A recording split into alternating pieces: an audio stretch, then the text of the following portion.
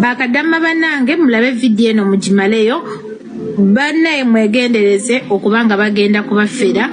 Omufera kyagenda mu maaso n'obufere tanaba kubukendeezaamuko naye nga mbadde ngenda kujja wano okuba updates eza case naye live yange ne bagikutemuko naye genda kuddako ng'ennaku z'omwezi nga 6 tuddemu tukole ki tukube kati kulwo nga 6 olwo ngenda kujja wano mbakubye live mbabuulye case yaleese ssente oba nedda mukitegeera ate nammwe abaneegayirira bamikwano munegayire nga mulinamu kasente baswiti munegayire nga mulinamu ku ssente.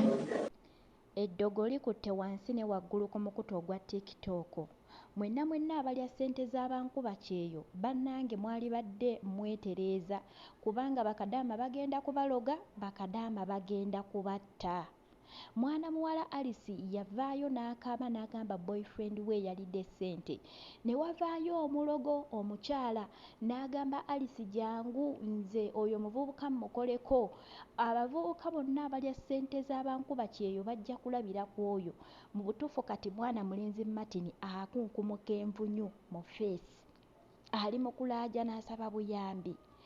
Bannange okulya ssente z'abannammwe si kirungi. Ssente ezo bazikolera mu bugubi, mu bulumi, tebalya, tebeebaka, bakyunyizibwa, bakolebwa buli kibi kyonna ky'omanyi. Newankubadde okuloga si kulungi, naye n'okulya ssente z'abannammwe si kirungi.